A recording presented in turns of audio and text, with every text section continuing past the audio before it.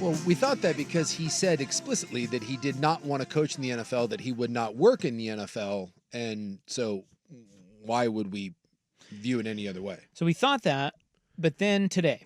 Mm-hmm. And I ran through that bull junk you wrote. He posted to Twitter. He said, to hear from Jerry Jones is truly delightful, and it's intriguing. I love Jerry and believe in Jerry. Mm-hmm. After you hang up and process it and think about it, it's intriguing.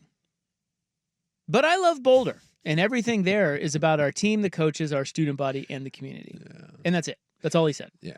By the way, there seems to be a lot of smoke and people close to that saying that those conversations are going on, and it may just be how much money that Jerry can throw at him. He's out of there. I mean, look, I think a lot of people thought that Deion was not long for Colorado. Wouldn't shock me. You know, he loses Hunter. He loses his son. You know, someone comes calling. I just didn't think it'd be the Dallas Cowboys. And I'm not certain how this is going to work. I mean, clearly, Deion Sanders, at this point, give the man his flowers, right? He did a nice job at Colorado. Did a nice job at Jackson State. Did a nice job at Colorado. This is an entirely different ball game that you're talking about here. One, Deion is not a offense or defensive coordinator guy. He is not an X's and O's guy. He is a culture builder. Will that culture work in Dallas? I mean, obviously, he knows what it takes to play at that level. He's one of the greatest players of all time. But will his shtick, will the God shtick, will all of that stuff, does that work? Well, I would argue that they already have a culture there that is not conducive to championships. Yeah. Okay, I'm not going to say it's not a good culture because every coach they've ever had has been a winning coach with the exception of one. It is not a bad. I think times we do the bad franchise, bad owner, and that's just not true. It's not the best. No. Owner gets in the way, has its problems, but they've had some good teams. They just, I think there is there's just a lot going on there. I think there's a lot. It's more complicated than some franchises in terms of the noise and the outside influences and just kind of the stardom and just being a Dallas Cowboy, right? It's just harder.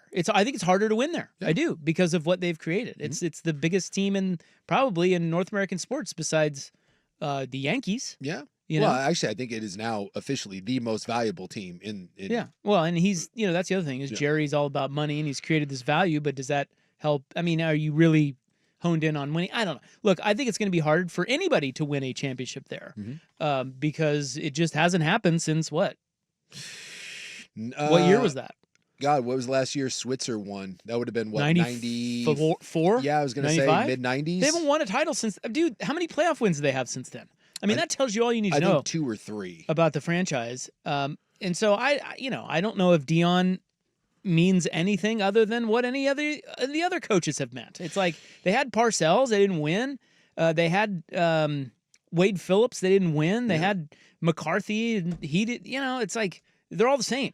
So he'll probably be pretty good because he's Deion and he knows what he's doing. And it's not a terrible roster. No. Someone said this, and I wish I could remember who it was. But he's also not going to win a title, and he's going to get fired in 4 years because it's not going to be enough. I forget who it was. One of the NFL writers that I follow had a really good, I thought it encapsulated it really well, and I'll paraphrase because I don't remember it word for word, but they said that Dallas, actually, when you look at it, is to its bones is a really solid franchise. They evaluate well, they draft real well. You look at the guys that they have brought in over the last 15 years. I mean, Hall of Fame guys that they've drafted. They've done a nice job in the draft and bringing in guys from offensive linemen to wide receivers to tight ends. They found Dak, whatever you think of Dak.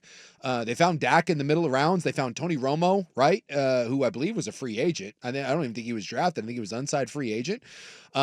Ezekiel Elliott was taken in the draft and had a very, very nice productive career. I mean, they have done, and Micah Parsons and they've done a really nice job, but they said it's the margins, right? It's in the margins and the little bit of dysfunction, from refusal to make changes, from stubbornness to the inability to get ahead of contracts, to be thinking one step ahead.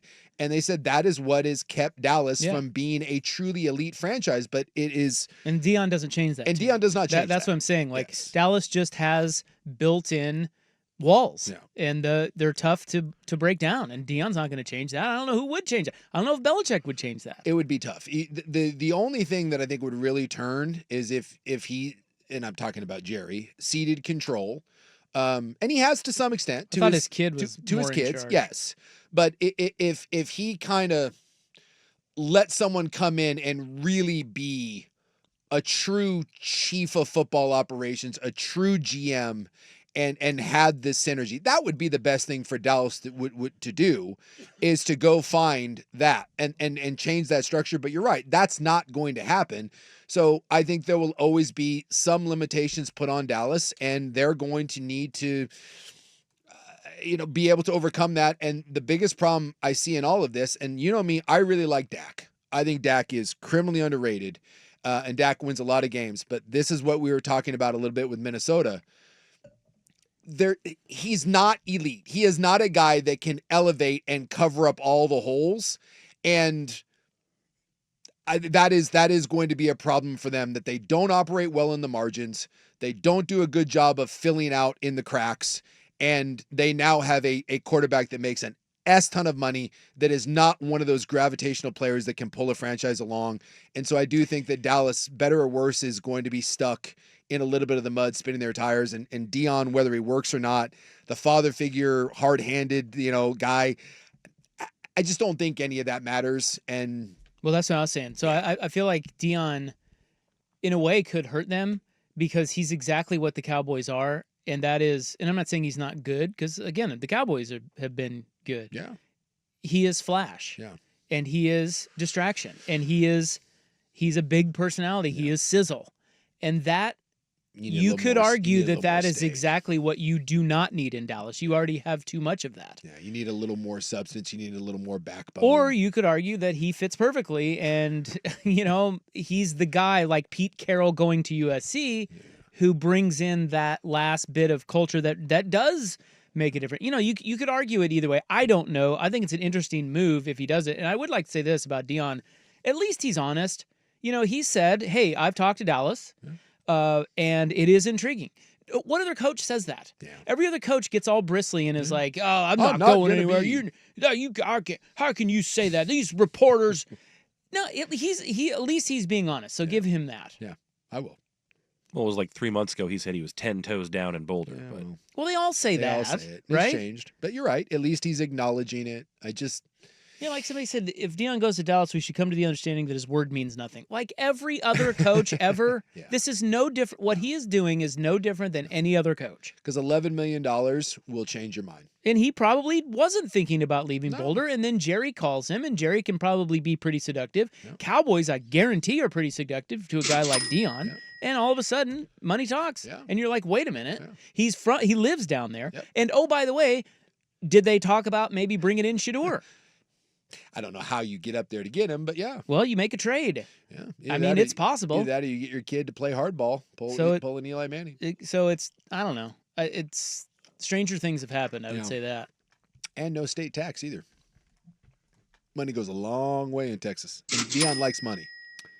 So if you had to bet right now, is he the next coach of the Cowboys? I think they hire him. Gosh, I think they hire him. The fact that they botched the McCarthy thing and didn't get a chance to talk to like Aaron Glenn and Ben Johnson, yeah, I could see it. Yeah, I mean, what else are they going to do? I absolutely could see it. I just don't. We got to hire Kellen Moore? Well, supposedly they're talking to him. I just don't. If they were smart, they would go find the next really bright offensive mind. But they're dumb. They're right. Tom Brady's smart. He I don't even see what he said down at the Raiders. He's all over Ben Johnson. Yes. Tom Brady's not dumb. No. Hey, Jerry Jones, dumb. And Jerry Jerry and company effed around with Mike McCarthy and didn't even get a chance to talk to Ben Johnson because they had to do it during the Lions bye week. That's why I'm calling him dumb. Yeah, that's absurd. It's really ignorant knowing that you're going to have a head coaching opening and you didn't get a chance to talk to the two probably hottest commodities on the market. That's the margins. Decent point here on Buckley saying that Deion said he had 10 toes in Boulder. He's only got 9. He doesn't even have 10 toes. That's true. That's true. But didn't he say that? Those were his words. I do think he said that, but so he was lying. Was he being cheeky? Because he doesn't have 10 toes. 9 toes down. He knew what he was doing. Or does he have 8? I think 8. Might even I be think- 7. yeah. I think Let's it's go 8, though. 6.